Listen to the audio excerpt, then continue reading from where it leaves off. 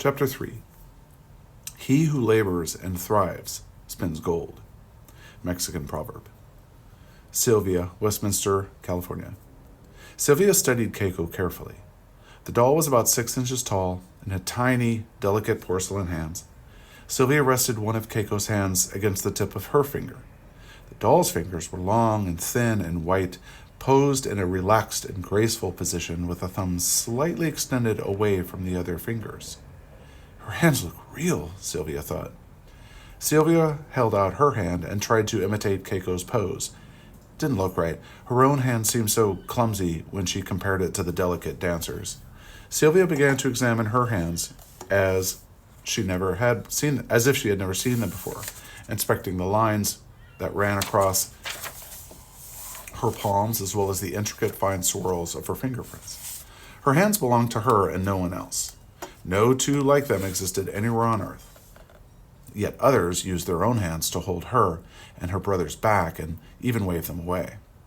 She wiggled her fingers, imagining them darting at a typewriter like the secretaries at Westminster School. She used both hands to pretend that she was dicing vegetables on the chopping block. Chop, chop, chop.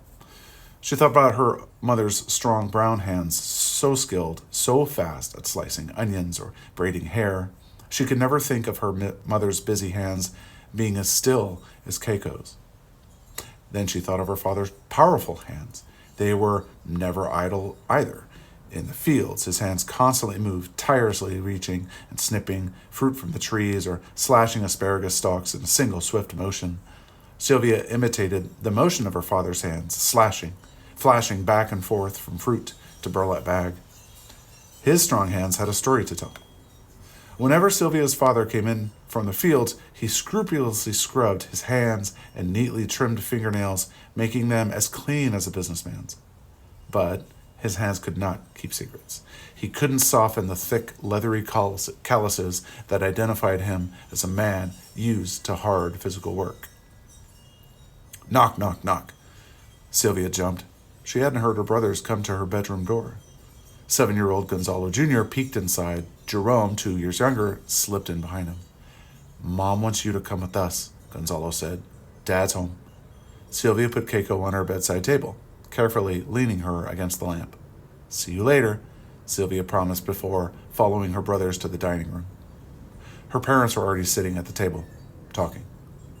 Her father wore pleated brown slacks and a freshly ironed collared white shirt. His tie was loosened around his neck and his suit coat hung on the back of the chair.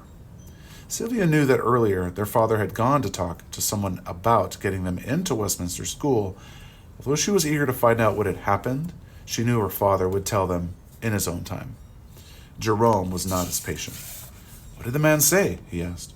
Do we get to go to Westminster? School started in just a few days. Sylvia's father turned toward him. That's what your mother and I are talking about. The man I had an appointment with this morning is Richard Harris, the superintendent of schools in Westminster. I told Mr. Harris that we do not live in the barrio. Westminster's barrio was the poor neighborhood near Olive Street and Hoover School. I told him that we live in the Munemitsu farm on the other side of town. And closer to Westminster School, Sylvia's mother added. Yes, her father agreed. Closer to Westminster School. He paused. Everyone waited, the silence slowing time. But Superintendent Harris said, we still need to register at Hoover School, Sylvia's father said with a shrug of his shoulders.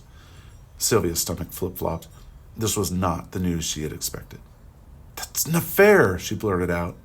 The children belong at Westminster School, her mother declared. I know, her father said, holding up his hands in mock surrender.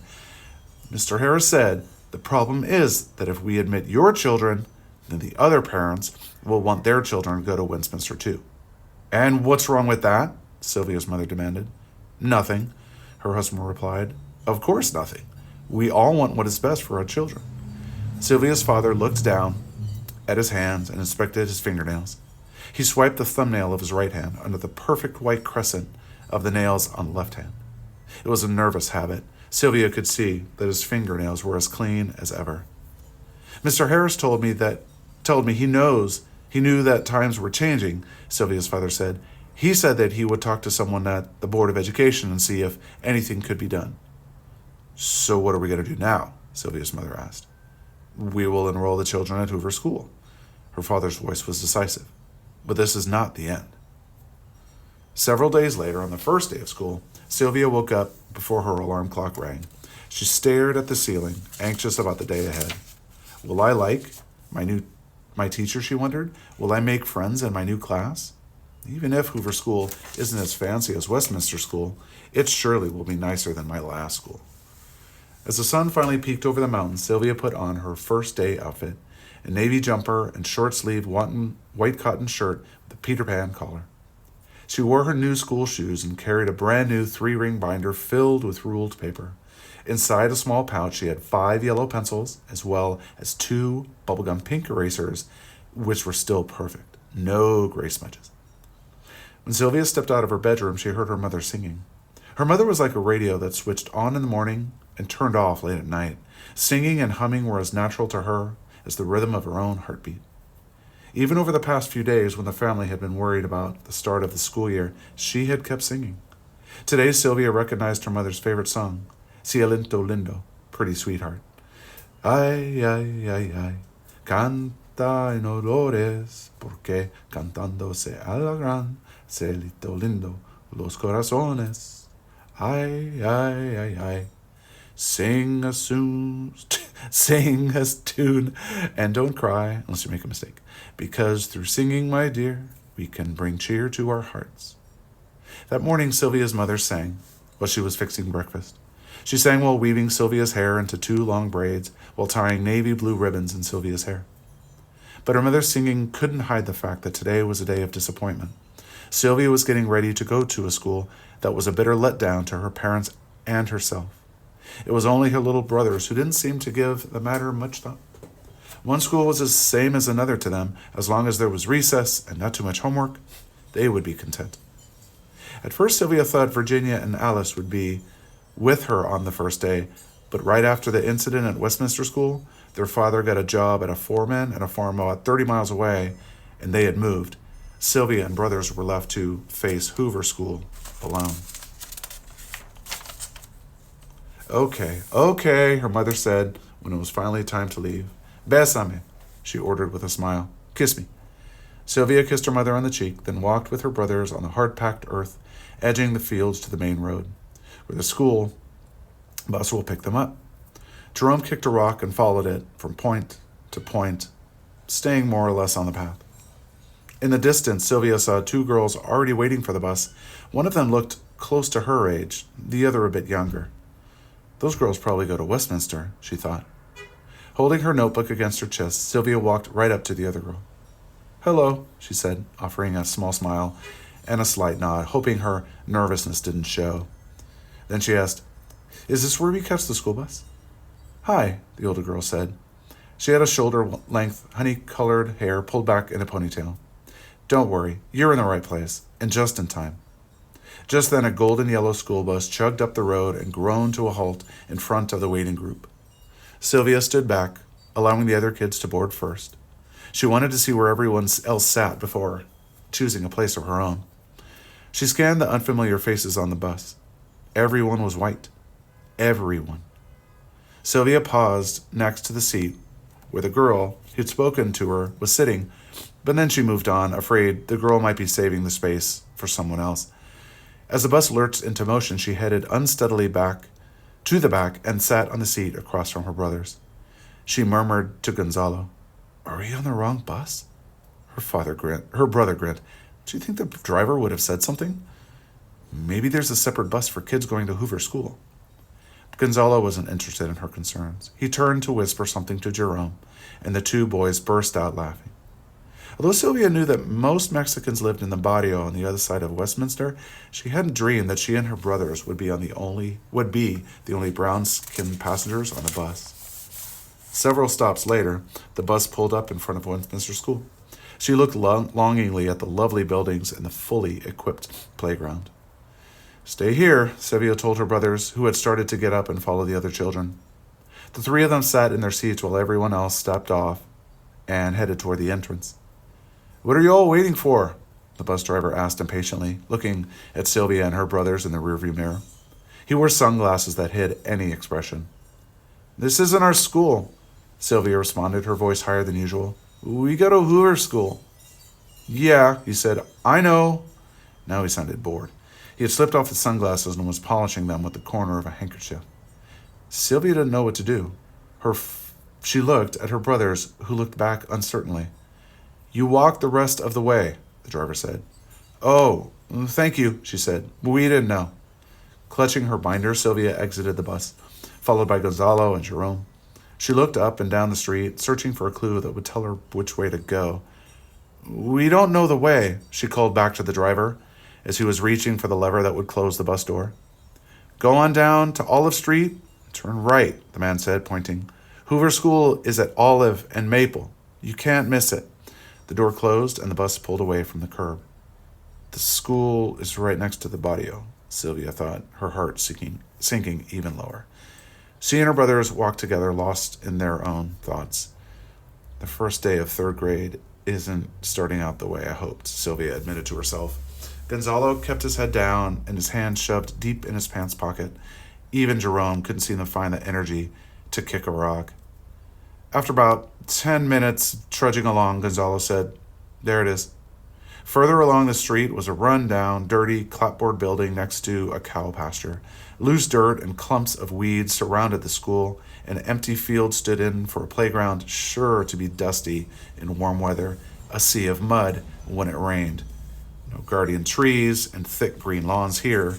A faded, hand-painted school sign posted above the building's front door read, "Hoover School." The smell of cow manure filled Sylvia's nose. This place was going to be just like all the other Mexican schools that she and her brothers had attended. Nothing but out-of-date, hand-me-down textbooks with pages torn or missing and second-hand desks scarred with pencil marks and initials. Once again, we get the leftovers. When Sylvia's class broke for lunch, there were already several other groups outside on the back field. Sylvia sat under a shade tree with Ramona, a girl from her class who lived in the barrio. "Shoo!" Sylvia cried, swishing at a swarm of flies. "Leave me alone!" A fly landed on her bologna sandwich as she took a bite. "They come from the cow pasture. You'll get used to it," Ramona said. "They never go away." "I'll never get used to it," Sylvia said. "What other choice is there?" "Westminster School," she wanted to answer, but it wasn't a choice, at least not for her and Ramona. Instead, she just shrugged, waved off another fly, and took a second bite of her sandwich.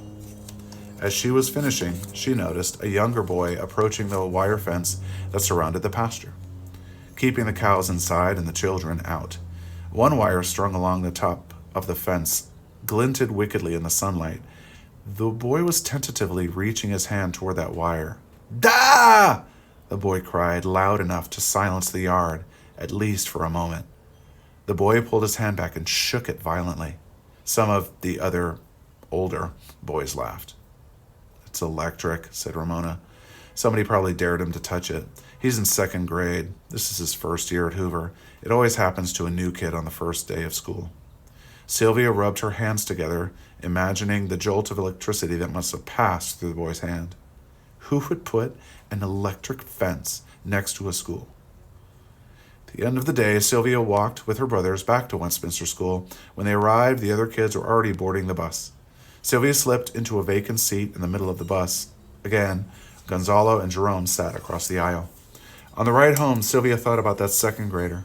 She remembered his cry, and then his pain, embarrassment, and shame. She leaned over and whispered to Jerome and Gonzalo, "Tomorrow at school, whatever you do, don't touch the fence." From the looks on her brothers' faces, she could tell they already knew. Sylvia looked out the window as they passed one farm after another, each separated from its neighbor by a fence.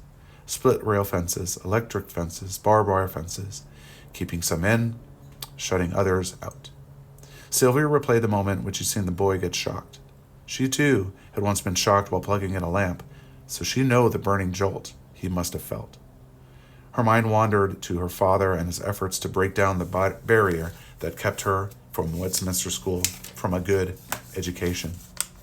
He's not going to back down, Sylvia thought. But I sure hope he doesn't get burned.